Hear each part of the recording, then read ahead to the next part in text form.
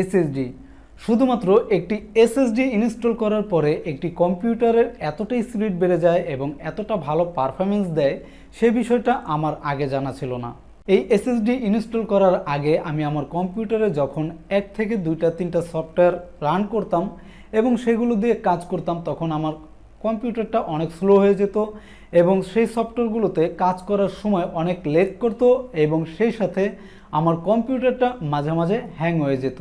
তবে এখন এই এসএসডি ইনস্টল করার পর থেকে আমার কম্পিউটার আর কোনো ল্যাগ করে না, কোনো হ্যাং করে না এবং সেই সাথে অনেক ফাস্ট কাজ করে।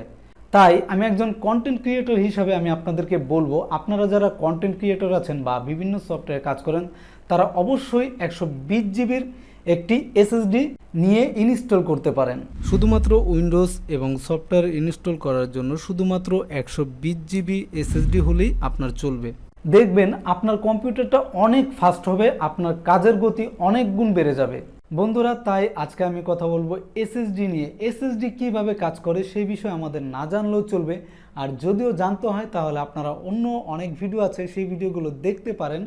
শুধু আমি আজকে কথা বলবো এই এসএসডি আমাকে কত টাকা দিয়ে কিনতে হয়েছে এবং এসএসডি কিভাবে আপনারা অরিজিনাল তাইওয়ানের চিনবেন এবং কিভাবে এসএসডি কম্পিউটারে ইনস্টল করতে হয় এবং সেই সাথে উইন্ডোজ দেওয়ার আগে কি কি প্রস্তুতি নিতে হয় এবং সেই সাথে এই এসএসডি আপনি যখন উইন্ডোজ দেবেন তখন একটা প্রবলেম হবে। প্রবলেমটা হচ্ছে এই এসএসডি প্রথমে শো করবে না।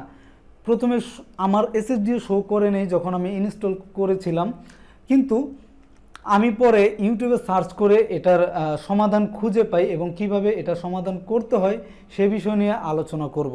তাই অবশ্যই আপনাকে এসএসডি কিনতে হলে অবশ্যই ভিডিওটি দেখতে হবে। সকল ইউটিউবারদের মতে এই ট্রান্সেট কোম্পানির এসএসডিগুলো খুবই ভালো হয়ে থাকে।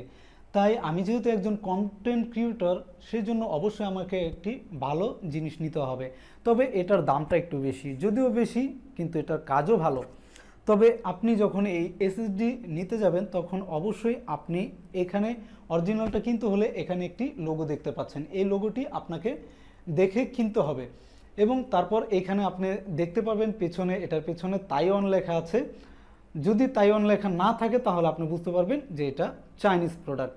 তো আমি যেহেতু একজন কন্টেন্ট ক্রিয়েটর সেহেতু আমি ভালো জিনিসটাই নেওয়ার জন্য চেষ্টা করে থাকি সব সময়। আর আপনারা মনে রাখবেন অবশ্যই এসএসডি কেনার সময় অবশ্যই আপনি এসএসডির সাথে একটি SATA কেবল কিনে নেবেন, কারণ হয়তো আপনি ভুলে SATA কেবল নিয়ে আসবেন না, তখন কিন্তু আবার আপনাকে দোকানে যেতে হবে আবার একটি SATA কেবল কেনার জন্য। তাই অবশ্যই আপনি মনে করে অবশ্যই একটি এটার সাথে SATA কেবল নিয়ে আসবেন।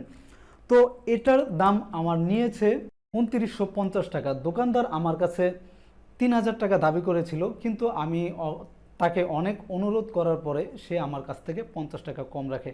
আপনারা হয়তো ইউটিউবে রিভিউ দেখতে পারবেন যে এটার দাম হচ্ছে 2600 টাকা বা 2400 টাকা এর মধ্যেই, কিন্তু আমি যখন ভিডিওগুলো দেখেছি সেই ভিডিওগুলো আগের ছিল, কিন্তু এখন এটার প্রাইস একটু বাড়তি। তো বাধ্য হয়ে আমাকে একটু বাড়তি দাম দিয়ে এটাকে কিনতে হয়েছে। বন্ধুরা, এখন আমি আপনাদেরকে দেখাবো কিভাবে এসএসডি ইনস্টল করতে হয়। বন্ধুরা, যদিও এসএসডি ইনস্টল করা অনেক সহজ একটা বিষয়, তবুও আমি আপনাদেরকে দেখিয়ে দিচ্ছি কিভাবে এসএসডি ইনস্টল করবেন। আপনাদের অবশ্যই একটি SATA কেবল নিতে বলেছিলাম, সেই SATA কেবলের একটা প্রান্ত এসএসডির এইখানে প্লাগিং করবেন মাদারবোর্ডের। আপনার এখানে মাদারবোর্ডের কিছু SATA পয়েন্ট দেখতে পারবেন, সেই পয়েন্টের মধ্যে যে কোনো একটাতে এখানে প্লাগিং করবেন। প্লাগ করার পর এইখানে অপর প্রান্ত SATA কেবলের অপর প্রান্ত এসএসডির সাথে প্লাগিং করবেন। এসএসডির সাথে অপর প্রান্ত প্লাগিং করার পরে এখানে আরেকটি প্লাগ পাবেন চ্যাপটা, সেই চ্যাপটা প্লাগটা এইখানে প্লাগিং করবেন, তাহলে আপনার এসএসডিটা ইনস্টল করা হয়ে যাবে। একেবারে সহজ একটা বিষয়।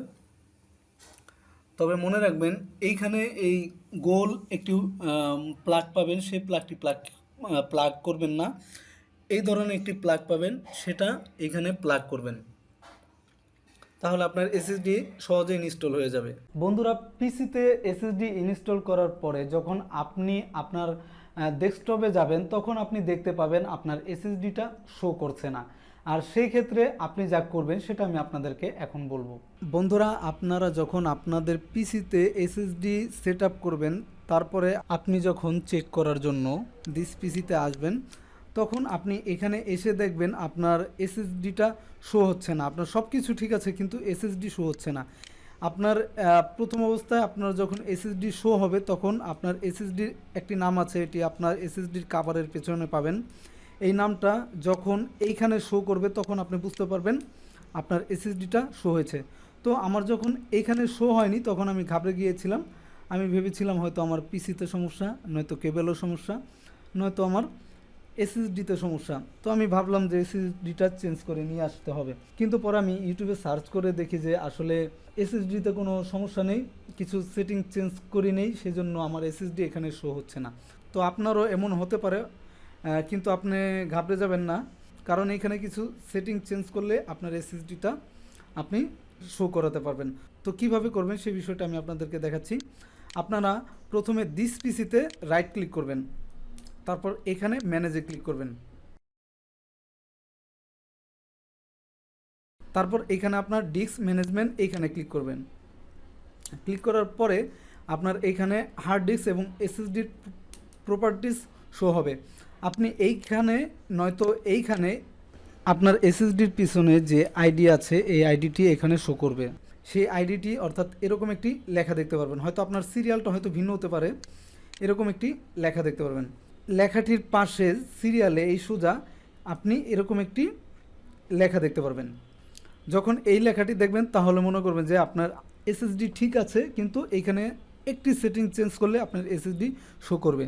আচ্ছা, এটি কিভাবে, তার আগে আমি আপনাদের একটা কথা বলে রাখি। আপনাদের এই ড্রাইভে বা এইখানে যেই ড্রাইভের মধ্যে এই আনএলোকেটেড লেখাটা দেখবেন, সেই ড্রাইভ কিন্তু এইখানে শো হবে না। দেখুন এইখানে আমার 165 জিবি আছে, কিন্তু এইখানে কিন্তু আমার কোথাও 265 যে ড্রাইভটা আছে, সেই ড্রাইভটা কিন্তু শো হচ্ছে না। তাহলে এটা জাস্ট সিম্পল ওয়েতে এটা আমি শো করাতে পারবো। সেটা কিভাবে? এই যে এইখানে রাইট ক্লিক করবেন, তারপর নিউ সিম্পল ভলিউম ক্লিক করবেন, তারপর এখানে next next next next finish. বাস, এইখানে এই যে ফরম্যাটিং হচ্ছে, নিউ ভলিউম মানে নতুন একটি ভলিউম ক্রিয়েট করা হলো।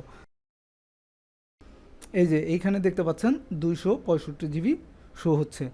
এখন জাস্ট শুধু এতটুকু চেঞ্জ করলেই আপনার এসএসডিটা এইখানে, আপনার এসএসডিটাও এইখানে শো হয়ে যাবে। আর যখন আপনাদের এইখানে এসএসডি শো করবে না, তখন আপনারা এই সামান্য সেটিংটা চেঞ্জ করলেই আপনাদের এসএসডি শো হবে। এরপর আপনি আপনার পিসিতে উইন্ডোজ ইনস্টল করবেন। তবে উইন্ডোজ ইনস্টল করার আগে আরেকটা কথা আপনাদেরকে বলে রাখি, আপনারা যখন এসএসডিতে উইন্ডোজ দেবেন, তখন আপনার যে আগের হার্ড ডিস্কের যে ফাইলগুলো আছে, সেই ফাইলগুলো অন্য কোনো পেন ড্রাইভে, নয়তো অন্য কোনো হার্ড ডিস্কে, নয়তো অন্য কোনো মেমোরিতে কপি করে রাখবেন। কারণ যখন আপনি উইন্ডোজ দেবেন, তখন ভুলবশত আপনার হার্ড ডিস্কটাও ফরম্যাট হতে পারে। যেমন এই ভুলটা আমি করেছিলাম, এই জন্য আমার অনেক মূল্যবান ফাইল হারিয়ে যায়। তাই আপনাদেরকে সতর্ক করার জন্য বললাম, আপনারা হয়তো হার্ড ডিস্কের প্লাগটা আনপ্লাগ করে তারপর এসএসডিতে উইন্ডোজ দেবেন, নয়তো হার্ড ডিস্কের যে ফাইলগুলো থাকবে, সেই ফাইলগুলো অন্য কোনো হার্ড ডিস্কে, নয়তো মেমোরিতে, নয়তো পেন ড্রাইভে কপি করে রেখে দেবেন। বন্ধুরা, সম্পূর্ণ ভিডিওটি দেখার জন্য আপনাদেরকে অসংখ্য ধন্যবাদ। এবং আমি আপনাদেরকে বলবো, যদি আপনার কম্পিউটারটা অনেক স্লো হয়ে থাকে, তাহলে অবশ্যই আপনি একটি ট্রান্সেডের 120 জিবি একটি এসএসডি সংগ্রহ করে আপনার পিসিতে ইনস্টল করুন। তো বন্ধুরা, দেখা হবে আগামী ভিডিওতে অন্য কিছু নিয়ে। সেই পর্যন্ত সবাই ভালো থাকবেন, সুস্থ থাকবেন।